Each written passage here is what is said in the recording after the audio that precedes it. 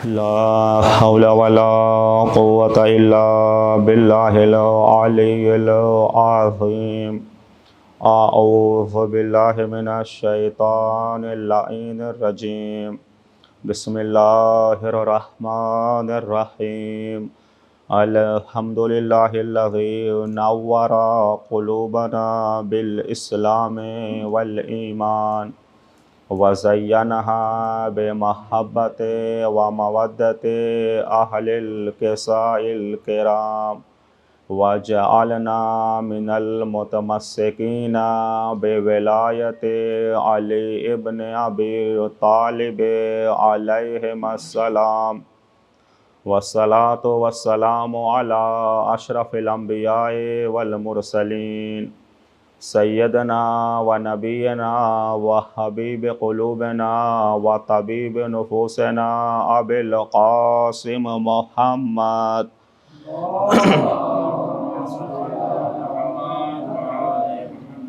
و آلہ الطیبین الطاہرین المعصومین المظلومین وَلَعْنَةُ اللَّهِ عَلَىٰ أَعْدَائِهِمْ أَجْمَعِينَ مِنْ يَوْمِنَا هَٰذَا إِلَىٰ قِيَامِ يَوْمِ الدِّينِ.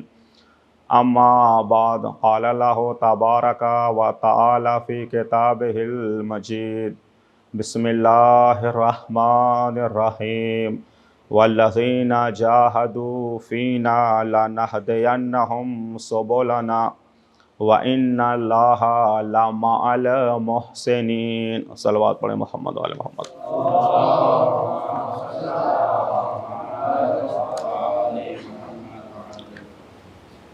ایام عزا کا سلسلہ رواں دواں ہے اور یہ ایام بڑی تیزی کے ساتھ ہم سے رخصت ہو رہے ہیں. اسی اثنا میں علامہ اخلاق شیرازی صاحب مجلس کی حالت میں اٹیک آیا ہے، وہ ہاسپٹل میں ہیں. تو آپ لوگوں سے دعا کرنے کی درخواست ہے کہ خداوند عالم کی بارگاہ میں سید الشہداء کے حق کا واسطہ دے کر یہ التجا کرتے ہیں کہ بار الہ انہیں جلد از جلد جو ہے صحت یابی عطا فرما، اور جہاں جہاں بھی سید الشہداء کے عزادار مشن اہل بیت کو، مقصد کربلا کو آگے بڑھانے میں مصروف ہیں، سب کی عزت و آبرو جان و مال کی حفاظت فرما.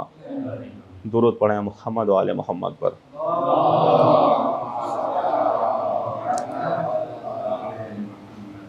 جس آیہ کریمہ کو سرنامہ سخن قرار دیا ہے، کل کی مجلس میں گفتگو ہوئی تھی، اسی سلسلے کو آگے بڑھاتے ہوئے ارشاد رب العزت ہو رہا ہے کہ والذین جاہدوا فینا، جو لوگ ہماری راہ میں سعی، کوشش، مشقت، جہاد کرتے ہیں تو یقیناً ہم انہیں منزل مقصود کی ہدایت کرتے ہیں.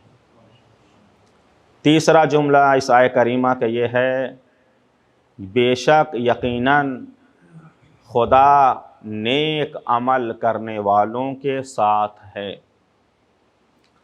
یہ بہت اہم مسئلہ ہے.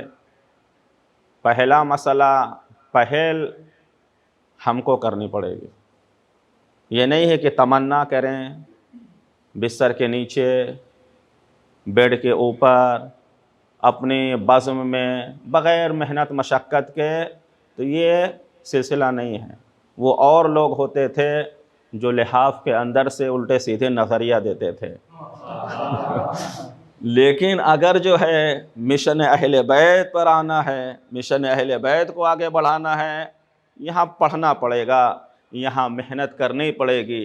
جب ہم اپنے آپ کو محنت کر کے رحمت خدا وندی کے نزول کے اہل قرار دیں گے تو ادھر سے رحمتوں کی بارش ہونے میں سے کوئی روک نہیں سکتا.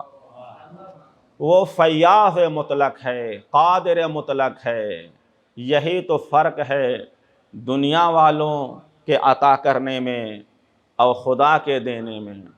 دنیا والے جو ہے ایک مرتبہ تھوڑی خوشی سے دے دیں گے، 2 مرتبہ، 3 یا 4 مرتبہ جائیں تو منہ بگڑ جائے گا. انہیں فکر ہے کہ مال دینے سے کم ہوتا ہے، لیکن اللہ رے مزاج قدرت پہ لاکھوں سلام، وہاں اگر آپ نہ مانگیں تو وہ آپ سے ناراض ہو جاتا ہے. یہ فرق ہے. اور اس کا دروازہ، اس کی بارگاہ اینی ٹائم 24 گھنٹے کھلی ہوئی ہے. بس ہمیں چاہیے کہ پہل کریں، توکل کر کے آگے بڑھیں. دوسرا ہے، خداوند عالم نے تاکید کے ساتھ کہہ دیا ہے خدا کی معیت. آپ دیکھیں اگر کسی کا تعلق کسی بڑے وزیر اعظم، بڑے رہنما، بڑے جو ہے عہدے دار سے ہو جاتا ہے تو وہ اپنے گروہ کے لوگوں کو، اپنی جماعت کے لوگوں سے یہ کہتا ہے پریشان نہ ہونا، فلاں ایس پی صاحب کے ساتھ ہم ہوتے ہیں، فلاں جو ہے جج صاحب کے ساتھ ہمارا تعلق ہے، بگڑا ہوا کام بنا دیں گے، اگرچہ تم باطل پر کے نہ ہو، فیصلہ تمہارے حق میں ہوگا. یہ کہتے ہیں لوگ، بڑے فخر سے یہ کہتے ہیں. لیکن یہ دنیاوی بازار چند دنوں کی ہوتی ہے. ذرا سا اس جج کی شان میں کوئی گستاخی ہو گئی، جج وہی ہے، آپ وہی ہیں، لیکن اب اس کی معیت کام نہ آئے گی. تو ہمیں چاہیے، خصوصاً نوجوانوں کو چاہیے، وہ خدا جو بلا رہا ہے کہ تم اپنے آپ کو موضوع یعنی خدا کی معیت کا موضوع محسن ہے، صغرا تم متحقق کر لو تو کبرا کا موضوع خود بخود متحقق ہو جائے گا، تو نتیجہ اپنے آپ سامنے آ جائے گا. اللہ کی معیت تمہارے ساتھ ہوگی، اور ایسی معیت جو دنیا میں بھی ہوگی اور آخرت میں بھی ہوگی. دنیا کی معیت، دنیا کا ساتھ ایک جگہ پر رک جاتا ہے، لیکن خدا جس کے ساتھ ہو دنیا بھی سنور جاتی ہے، آخرت بھی سنور جاتی ہے. ایک صلوات پڑھیں محمد و آل محمد پر.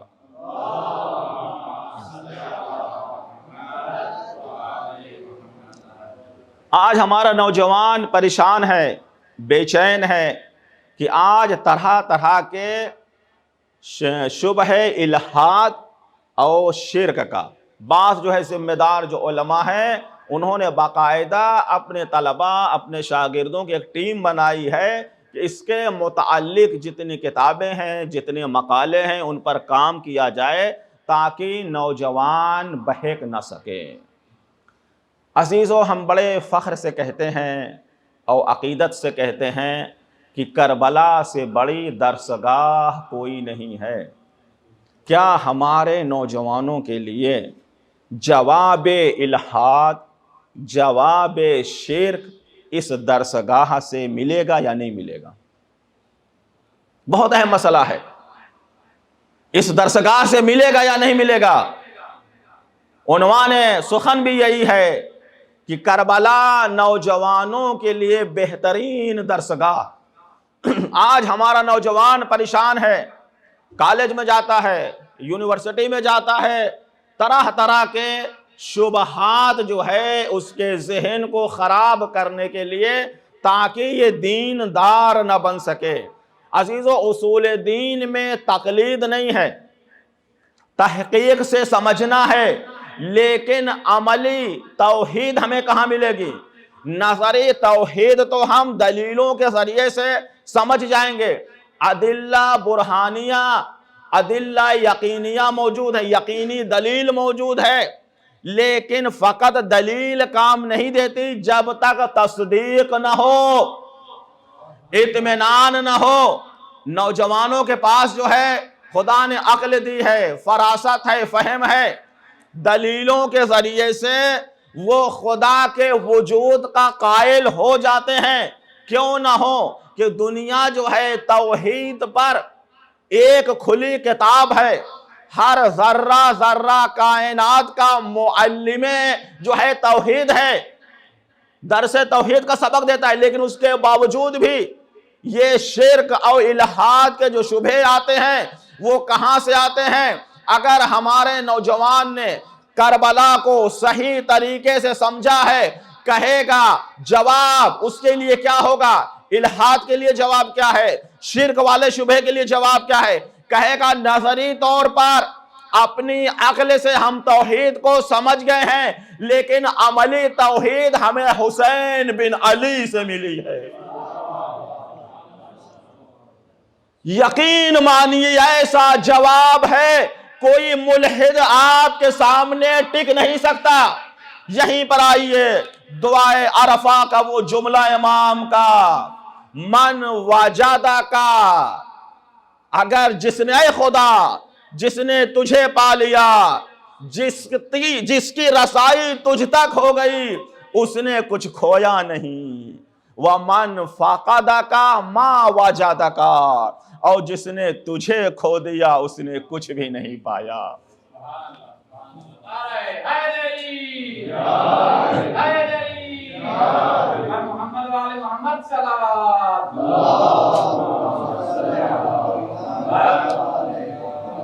یہ کربلا ہے، بہترین توحید کا درس ہمیں، توحید عملی۔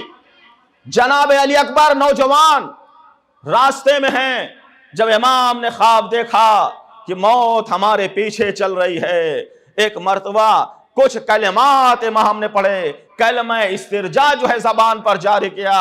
جناب علی اکبر جیسا نوجوان باپ کے پاس آتے ہیں، کہتے ہیں بابا جان یہ کلمت استرجاع پڑھنے کا وقت نہیں ہے۔ کہا بیٹا میں نے خواب دیکھا کہ یہ قافلہ جا رہا ہے، اس کے پیچھے موت بھی جا رہی ہے۔ تسیر و منایا، سنیے گا کربلا کے اس مجاہد کا جواب کیا ہے توحید سے لبریز۔ کہتے بابا لسنا علی الحق، اے بابا کیا ہم حق پر نہیں ہیں؟ امام نے کہا بیٹا اگر ہم حق پر نہ ہوں گے تو کون ہوگا؟ کہا پھر چاہے موت پر ہم جا پڑے یا موت ہم پر آ پڑے، ڈرنے کی کیا بات ہے؟ نوجوانوں یہ سیکھو، توحید عملی علی اکبر سے اس کا درس لو، توحید عملی جناب قاسم سے درس لیں۔ توحید عملی کا درس فقط خواتین کو چاہیے۔ دربار ابن زیاد کوفے میں جب اس ملعون نے جبر و الحاد کی بنیاد بنی امیہ نے ڈالی ہے، کسی اور موقع پہ انشاءاللہ اس کی تشریح کریں گے۔ جبر و الحاد جب انہوں نے دیکھا کہ یہاں امامت منصوص من اللہ ہے، تو قرآن مجید کی ان آیتوں کو اپنے جو ہے کام کے لیے انہوں نے استعمال کیا، جس سے جو ہے ظاہری طور پر جبر کا شائبہ پایا جاتا ہے، انہوں نے کیا۔ تو الحاد بھی شبہ نیا نہیں ہے، یہ وہی کارخانے باطل بنی امیہ کے کارخانے سے نکلا ہوا ہے۔ تو اگر بنی امیہ سے ہے تو اس کا جواب بھی ہمیں بنی ہاشم کے در سے ملے گا۔ تو جناب زینب خاتون ہیں، 50 سال سے زیادہ کی عمر ہے، کربلا میں سب کچھ کھو کے آئی ہیں، باطل کا مقابلہ کیسا کیا؟ جب ابن زیاد نے کیا کہا کہ سب کچھ جو ہوا ہے خدا نے کیا ہے، سب کو قتل خدا نے کیا ہے، اللہ رے علی کی جو ہے غیر عالمہ غیر معلمہ فاہمہ غیر مفاہمہ کا جواب سنیے گا، فرماتے ہیں ما رأیت منہ الا جمیلا، ہم نے خدا کے ساتھ، خدا سے سوائے اچھائی کے کچھ نہیں دیکھا۔ تو اگر ہمیں عملی توحید بہت ضروری ہے۔ نظریاتی طور پر کہتے ہیں ہاں دلیل تو یقینی ہے لیکن اطمینان نہیں ہو رہا ہے۔ اطمینان ایسی چیز ہے کہ وہ انبیاء کو بھی اس کی ضرورت پڑتی ہے۔ جناب ابراہیم خلیل خدا خلت کے تاج پر فائز، نبوت کے درجے پر فائز، رسالت و امامت کے درجے پر فائز، لیکن ایک مقام پہ آتے ہیں پالنے والے کیسے مردوں کو جلائے گا؟ تو جواب خدا کیا آتا ہے؟ کیا تمہارا ایمان نہیں ہے؟ فرماتے ہیں لیطمئن قلبی۔ تو جب اطمینان قلب کے لیے ضرورت پڑتی ہے عملی چیز کی، انبیاء کو، تو ہم اور آپ کس خانے کے ہیں؟ ایک صلوات علی محمد و آل محمد پر۔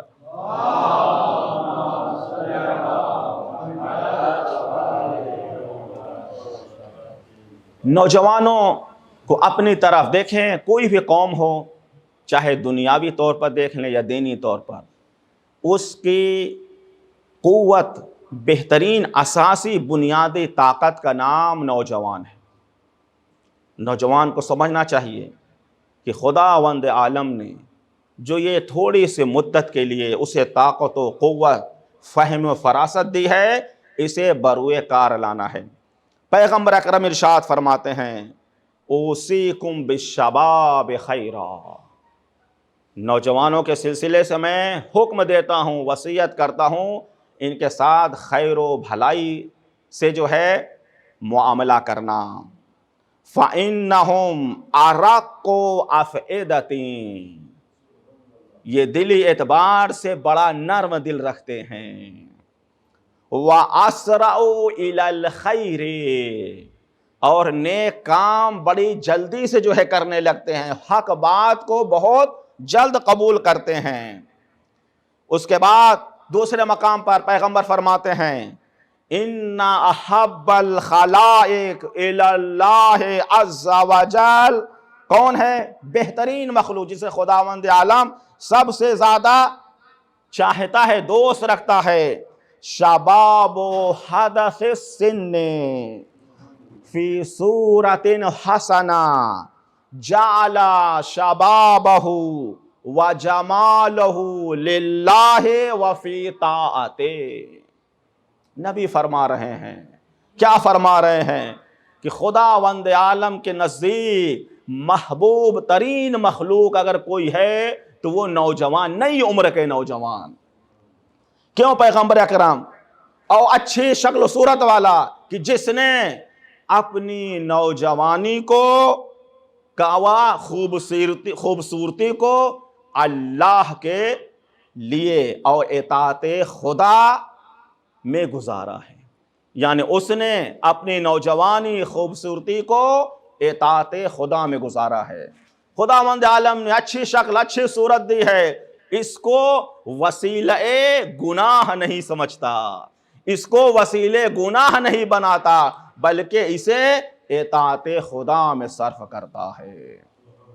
یہی وجہ ہے کہ بعض جگہ پر ارشاد ہوتا ہے خاتون وہ جسے اللہ نے حسن و جمال میں یکو تنہا بنایا ہے، بہترین حسن و جمال، اس چیز کو آج جو اداکار یا دنیا پرست ہوتے ہیں کس کے لیے استعمال کرتے ہیں؟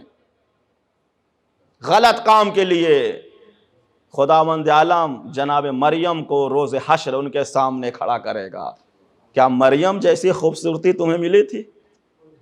جناب مریم نے اس اپنی خوبصورتی کو کس میں استعمال کیا؟ عبادت خدا میں، بیت مقدس میں۔ وہ نوجوان جو اپنی خوبصورتی، اپنے جو ہے جسم کی بناوٹ پر جھومتا ہے، اتراتا ہے اور اسے معصیت خدا، گناہ میں صرف کرتا ہے، جب کل جناب علی اکبر کا سامنا ہوگا، جناب قاسم کا سامنا ہوگا، کیا تمہاری جوانی ان کے جیسی تھی؟ دیکھو یہ لوگ موت سے کھیل رہے تھے کربلا کے میدان میں۔ تو نوجوانوں سے گزارش یہ ہے اپنے لیے آئیڈیل بناؤ شباب اکبر کو، جوانی قاسم کو، جوانی جناب عباس کو۔ کوئی بڑے اپنے خوبصورتی پر اتراتا ہے تو جناب یوسف کا سامنا ہوگا، خدا کہے گا کیا ان سے بھی زیادہ حسن و جمال تیرے پاس تھا؟ انہوں نے کس چیز میں لگایا؟ بہت اہم مسئلہ ہے۔ آج جو مشکل ہے، دشمن بھی جانتا ہے کہ اگر کسی قوم کو خراب کرنا ہے، برباد کرنا ہے، تو ان کے نوجوانوں کو فاسد کر دو، ان کے نوجوانوں کو گناہوں میں مبتلا کر دو۔ دیکھیے جو طرح طرح کی فلمیں بنائی جا رہی ہیں، الٹے سیدھے جو ہے ڈرامے سیریل بنائے جا رہے ہیں، جو نظریہ دیا جا رہا ہے کہ مرد کی شادی مرد سے ہوتا، سپریم کورٹ یعنی اب یہ دنیا کے قانون کا ایک حصہ بن چکا ہے، یعنی فطرت کے خلاف قانون بنا رہے ہیں اور کہتے ہیں ہم ترقی یافتہ ہیں، ٹیکنالوجی ہمارے پاس ہے۔ یہ سب کیوں ہو رہی ہے؟ تاکہ اس نوجوان کی زندگی کو برباد کر دیا جائے۔ اسلام نے بہت زیادہ زور دیا ہے کہ نوجوانوں کو ہدایت و رہنمائی کے لیے۔ کل میں نے ایک نوجوان صحابی کا ذکر کیا تھا، مصعب بن عمیر۔ آج دوسرے صحابی کہ پیغمبر اکرم نے جس کی نوجوانی کو اسلام کے لیے استعمال کیا ہے وہ ہے فتح مکہ کے عتاب بن اسید، 20 سال کی عمر ہے۔ فتح مکہ کے موقع پر پیغمبر اکرم نے جو گورنر بنایا ہے مکے کا، وہ کون سا صحابی ہے؟ عتاب بن اسید، 20 سال کی عمر ہے۔ پیغمبر گورنر بنا کر چلے گئے۔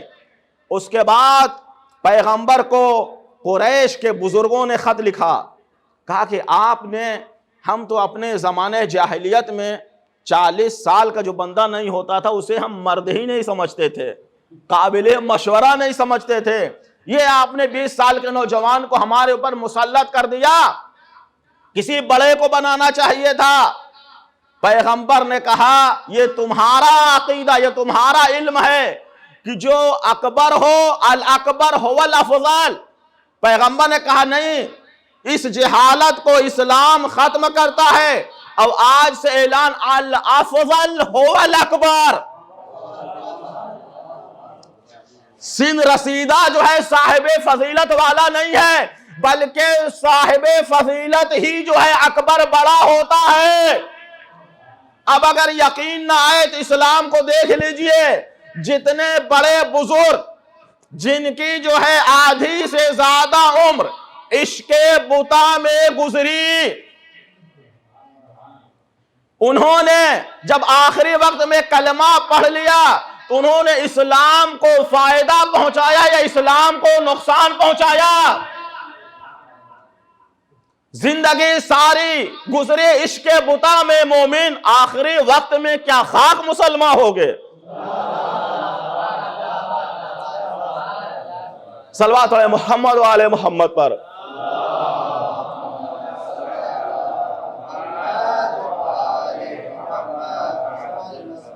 اور استدلال بھی دیکھیں جو انہوں نے، بس اشارے سے گزر رہا ہوں، استدلال کیا کیا کہ رسول کے یعنی غدیری امام کو الگ کیا، ہٹایا اس وجہ سے کہ یہ نوجوان ہیں اور میں ان سے زیادہ سن رسیدہ ہوں۔ تو جب یہ خبر اس کے باپ تک پہنچی، کہا اگر یہی معیار دلیل امامت ہے تو خلافت مجھے ملنی چاہیے، باپ کے ہوتے ہوئے بیٹے کو کیسے ملی؟ ایک صلوات علی محمد و آل محمد پر۔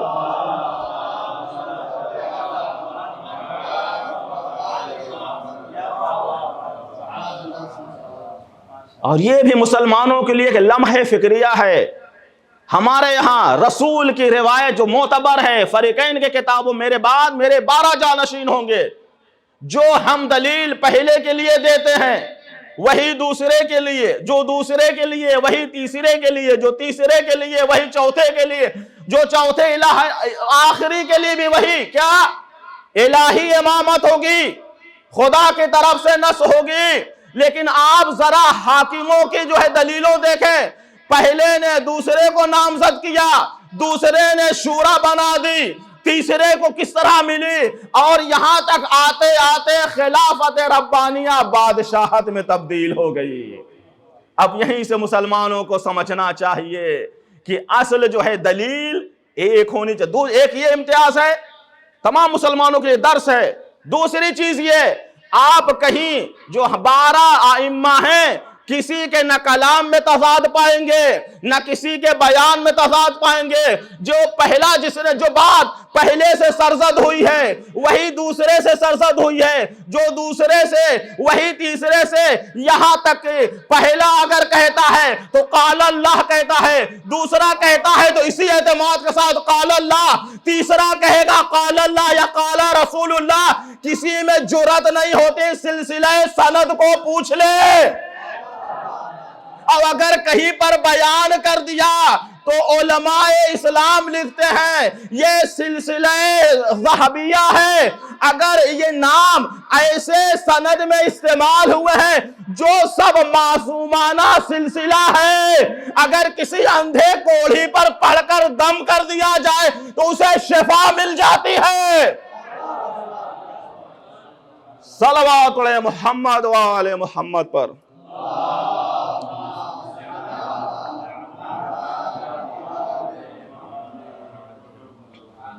نعرہ تکبیر، اللہ اکبر، نعرہ رسالت، یا رسول اللہ، نعرہ حیدری، یا علی، حسینیت زندہ باد، حسینیت زندہ باد، یزیدیت مرد آباد، یزیدیت مرد آباد۔ صلوات پر محمد و اہل بیت محمد۔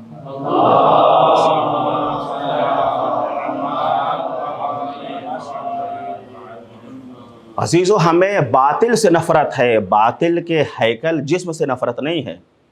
حق کی فکر یہ ہے جو افضل ہو وہی اکبر، وہی منصب کے لائق ہے، وہی منصب کی زینت۔ خلافت بہت سے لوگوں کو ملی، لے آئے، لیکن جو کلام صعصع بن سوحان نے کہے ہیں، جسے مسند احمد بن حنبل نے بھی نقل کیا ہے، جب ظاہری طور پر مسلمانوں نے بیعت کر لی تو آتے ہیں، خطاب کرتے ہیں، مولا کو مخاطب بناتے ہیں، کہتے ہیں یا مولائی الخلافہ ما زانتک، اے علی خلافت نے آپ کو زینت نہیں دی، انت زینتہا۔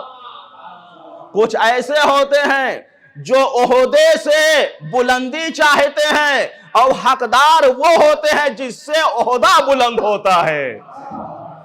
یہی فرق ہے اہل بیت میں اور باطل میں، دشمنوں میں۔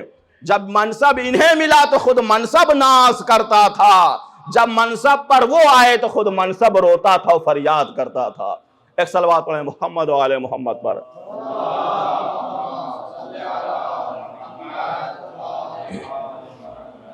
اس جہالت کو جسے رسول اکرم نے، اہل بیت نے مٹایا ہے کہ سن و سال کا معیار نہیں ہے۔ آج دنیا میں آپ دیکھیں اسلام کے خلاف کیسی سازشیں ہوتی ہیں، کہیں 60 سال یا آرمی میں شاید 40 سال کے بعد بندے کو ریٹائر فارغ کر دیتے ہیں۔ کیا اسلام میں اس طرح کے فراغت کا تصور ہے؟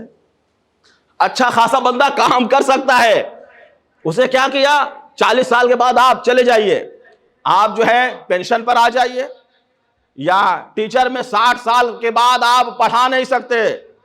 کیا سارے جو ہے جو 60 سال کی عمر جن کی ہو جاتی ہے وہ بہکی بہکی باتیں کرتے ہیں؟ جب یہیں سے توجہ شرط ہے، توجہ کریں، اسلام میں ریٹائرمنٹ نہیں ہے۔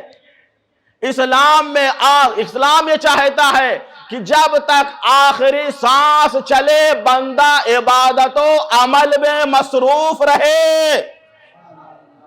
اسلام کہیں بھی عبادت یا مقام عمل یا علمی حد یعنی ایک جو ہے خاص حد میں معین نہیں کرتا۔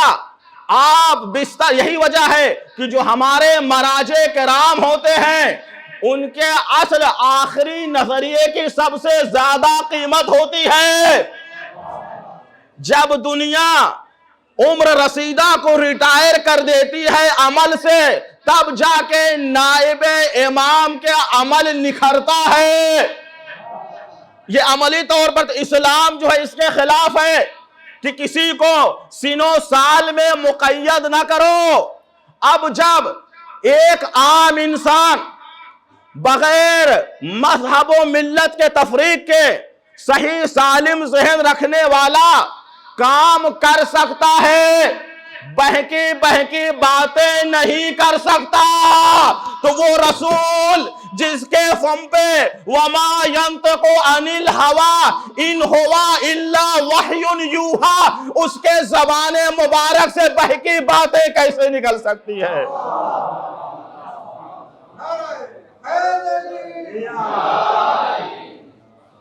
جب ایک عام انسان کے لیے اسلام کا نظریہ ہے، جب تک اس کا ذہن کام کر رہا ہے اسے کام کرنے دیا جائے۔ تو وہ نبی جو آخری عمر میں کہے قلم دعوات دے دو تاکہ ایسا نوشتہ لکھ دوں کہ میرے بعد تم گمراہ نہ ہوگے، کیا کہہ کے پیغمبر کو وصیت دی گئی؟ کیا ان الرجل لا یحجر، نعوذ باللہ، یہ کہنے والے کون تھے مسلمانوں؟ دیکھو اس کی پھر الگ الگ سے تعویلیں کرتے ہیں۔ تو اسلام میں جب بوڑھے سن رسیدہ کے لیے اسلام راضی نہیں ہے، اسے گھر میں بٹھا دیا جائے، کام سے ہٹا دیا جائے، تو نوجوانوں کے لیے اسلام کیسے راضی ہو سکتا ہے؟ آج نوجوان مشکل ہے فلاں جو ملک میں جناب جو عاطلین الطالین بطالین ہیں ان کی نسبت بہت زیادہ، بے روزگاری بہت جو ہے زیادہ پھیلی ہوئی ہے، نوجوانوں کے پاس ڈگریاں ہیں، کام نہیں مل رہا ہے۔ اے عزیزو، اسلام یہ سبب کیا ہے؟ تمام حکومت کے لیے ضروری ہے اس طاقت، بہترین طاقت کو جو ہے خیال کریں۔ آج جو جاسوسی وغیرہ کا نظام ہوتا ہے، کیا کرے نوجوان؟ پریشان ہو جاتا ہے، روزی روزگار نہیں ہے تو ادھر ادھر جو ہے جاتا ہے، خرچ اتنا بڑھ گیا ہے۔ یہ کس نے کیا ہے؟ یہ اس طرح سے ان لوگوں نے مختلف علوم کو لا کر سامنے رکھ دیا ہے۔ اب نوجوان فیصلہ نہیں کر پا رہا ہے، بی ٹیک کروں کہ بی اے کروں، ایم کام کروں، بی کام کروں، اس میں پریشان ہے۔ جبکہ ان کو یہ چاہیے بہترین نظام درسی جو ملک کے اعتبار سے مفید ہو اور نوجوانوں کے لیے رہنمائی ہو کہ اگر آپ اس طرح سے آئیں گے۔ اور نوجوانوں کو چاہیے کیا؟ آداب المتعلمین میں خواجہ نصیر الدین طوسی نے طلبہ علوم دینیہ کے لیے لکھا ہے، لیکن یہ بات عام ہے۔ نوجوان کسی بھی سسٹم میں جانا چاہے، اسے دیکھنا چاہیے کہ یہ اگر یہ ہمارا درس، یہ ہمارا کورس اگر ہم پورا کریں گے تو کیا یہ وسیلہ بنے گا آخرت کے لیے یا نہیں؟ یہ معیار ہونا چاہیے۔ جتنی بھی ترقی کر لیں، دنیا میں کب تک رہیں گے؟ جب مرسل اعظم نہ رہے کون رہے گا؟ کون رہے گا دنیا میں؟ تو آخرت کو کھیتی، آخرت کے لیے کھیتی دنیا ہے۔ اگر دنیا کو برائے دنیا ہم نے چاہا تو قد خسر فی الدنیا والآخرہ، یہاں بھی رسوائی ہے، وہاں بھی رسوائی ہے۔ اگر دنیا کو وسیلہ بنا لیں آخرت کے لیے تو یہاں بھی کامیابی ہے، وہاں بھی کامیابی ہے۔ کہنے کا مقصد، جب اسلام بوڑھے لوگوں کو عمل روک دیں، عمل نہ کریں، کام نہ کریں، راضی نہیں ہوتا، تو نوجوانوں کے لیے کیسے راضی ہوتا ہے؟ ایک ایک منٹ، ایک ایک سیکنڈ جو ہم گزار رہے ہیں موت سے قریب ہو رہے ہیں۔ جب موت سے قریب ہو رہے ہیں تو ہمیں اکڑنے کے بجائے ٹھہرنا چاہیے، رکنا چاہیے۔ کیا کمی ہے؟ کیا ہم کر سکتے ہیں؟ کیسے اپنی زندگی کو، ایک انسان ہے بچپن جو ہے کھیل کود میں گزر گیا، جوانی سونے میں گزر گئی، پھر بڑھاپا رونے میں گزرتا ہے۔ ان تینوں مرحلے پر لعنت خدا ہوتی ہے۔ آئیڈیل ہے بچپنا مولا امیر کا جو آغاز تلاوت ربانی سے، نوجوانی جو ہے اسلام اور رسول کے دفاع کے لیے، آخری وقت سجدہ مسجد کوفہ میں محراب میں۔ تبھی جو ہے علی ابن ابی طالب کے علاوہ کسی نے نہیں کہا فزت ورب الکعبہ، رب کعبہ کی قسم علی کامیاب جا رہا، تینوں مرحلے میں کامیاب جا رہا ہے۔ اگر جو ہے یہی اس کے بعد اولاد علی کی سیرت کو آئیڈیل بنائیں۔ جناب قاسم کے کیا عمر ہے کربلا میں؟ زیادہ سے زیادہ 13 سال کا بچہ، اور جو ہے جسے امام حسن نے آمادہ تیار کیا تھا۔ اگر تاریخ کربلا پڑھیں، دیکھیں سارے پنجتن میں سے صرف امام حسین موجود تھے، لیکن پیغمبر اکرم کی طرف سے جناب علی اکبر میدان کربلا میں تھے تاکہ پیغمبر کی یاد تازہ ہوتی رہے۔ جناب سیدہ کی طرف سے ثانی زہرا زینب کبریٰ تھیں تاکہ جناب سیدہ کی جو ہے یاد تازہ ہو۔ امام حسن کی طرف سے قاسم بن حسن آئے تھے۔ مولا کائنات کی طرف سے ابو الفضل العباس تشریف لے آئے تھے۔ بڑی دردناک داستان ہے۔ جب جناب قاسم بار بار آتے ہیں، چچا جان سے اجازت چاہتے ہیں، ایک مرتبہ امام نے پوچھا یا بنیا اتمشی برجلک الی الموت، کیا تم اپنے پیروں سے چل کر میدان کارزار میں جانا چاہتے ہو، موت کو گلے لگانا چاہتے ہو؟ بیٹا یہ تو بتاؤ موت کا ذائقہ تمہارے نزدیک کیسا؟ اللہ اکبر۔ فطرت یہ کہتی ہے کہ موت سے انسان بھاگتا ہے، کربلا میں فطرت تبدیل ہو گئی۔ موت کو گلے لگانے کے لیے یتیم امام حسن تڑپ رہے ہیں، کہتے ہیں یا اماں فی نصرت کا احلا من العسل، اے چچا جان آپ کی مدد میں اگر موت آئے تو شہد سے زیادہ شیریں ہے۔ یہ کہہ کر امام نے اپنے یتیم بھتیجے کو گلے سے لگایا، دونوں چچا بھتیجے رونے لگے، اتنا روئے غشی علیہما، دونوں جو ہے غش میں مبتلا ہو گئے۔ جب غش سے واقع ہوا، کہا قاسم جانا چاہے تو کہا ہاں چچا جان۔ کبھی جناب قاسم اپنے چچا کا ہاتھ کا بوسہ دیتے ہیں، کبھی پیر کا بوسہ دیتے ہیں، چاہتے ہیں کسی طرح چچا اجازت دے دے۔ وہ بھی وقت آیا، عجیب انداز سے امام نے یتیم بھتیجے کو آمادہ کیا۔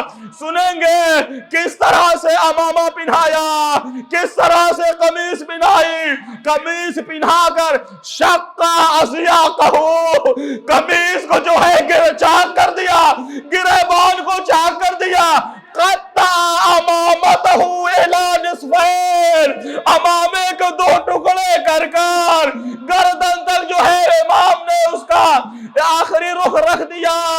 میں کہوں گا اے مولا، کسی جو ہے شہید کے ساتھ، کسی مجاہد کے ساتھ یہ انداز نہ اپنایا گیا۔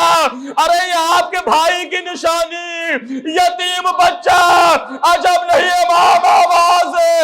میں اپنی نانا کی امت کو یہی بتانا چاہتا ہوں، اسلام میں یہ ہے یتیموں پر شفقت کرو، یتیموں پر رحم کرو۔ ارے یہ جو نوجوان آ رہا ہے یتیم ہے، غریبان چاک ہے۔ جزاکم اللہ خیر الجزا، آپ کی آوازیں بلند ہو گئی۔ آج جو ہے آخری مجلس اس رضا خانے کی، اس کے بعد کربلا میں کچھ مجلس ہوگی، امام کو پرسہ دے دے۔ جناب قاسم کی موت بڑی دردناک موت ہے۔ تصور کیجئے امام نے آمادہ کر کر میدان قتال کی طرف بھیجا۔ حمید بن مسلم کہتا ہے یہ بچہ اس طرح سے لڑ رہا تھا جیسے موت کا خوف ہی نہیں۔ کتنے دشمنوں کو واصل جہنم کیا، لیکن ایک لعین نے آپ کے پیر پر حملہ کیا، نالین کا تسمہ ٹوٹا۔ جناب قاسم ہے جوش مدد میں، ولولہ مدد میں اپنے سر کو جھکایا تاکہ نالین کو درست کرے۔ اسی اثنا میں ایک شکی نے ایسا گرز مارا، یتیم حسن گھوڑے پہ سنبھل نہ سکے، زمین پر آیا آواز دی یا اماں ادرکنی۔ اللہ اکبر، اتنی اذیت میں تھے کہ سلام نہیں کیا، مدد کے لیے بلایا۔ اور باب مقاتل لکھتے ہیں جناب عباس اس وقت موجود تھے، امام حسین اور جناب عباس اس طرح سے جناب قاسم کی طرف بڑھے جیسے باز اپنے شکار پر جاتا ہے۔ جب فوج اشقیا نے ہیبت امام حسین دیکھی، ہیبت جناب عباس دیکھی، فوج ڈر گئی۔ ادھر کی فوج ادھر، ادھر کی فوج ادھر، جناب قاسم کا لاشا گھوڑوں کی ٹانپوں سے پامال ہو۔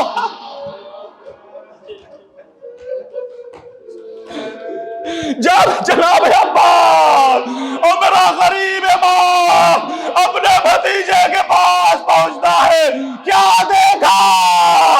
قاسم رخصت ہو گئے۔ کہا صفا اے بیٹا، تو چچا کو مدد کے لیے بلاتا رہا، تیرا چچا نہ پہنچ سکا۔ اب جناب قاسم عمر 13 سال، امام نے ہاتھوں پر وجہ سے پیر اتنے لمبے ہو گئے کہ پیر زمین پر خط دیتے جا رہے تھے۔ مصائب کا آخری جملہ، کیفیت امام کو اگر آپ سمجھ سکتے ہیں، لے کر آئے خیمے میں کہاں رکھا؟ جناب قاسم کی لاش اسی مقام پر رکھا، اسی خیمے پر جہاں جناب علی اکبر کا جنم۔ اب جب دو جوان کی لاش امام کی نگاہوں کے سامنے ہے، ارباب مکاتی لکھتے ہیں میرا غریب امام کبھی اکبر کی طرف دیکھتا، کبھی قاسم کی طرف دیکھتا، حالت تبدیل ہو رہی تھی۔ عجب نہیں مولا کی روح پرواز کر جائے۔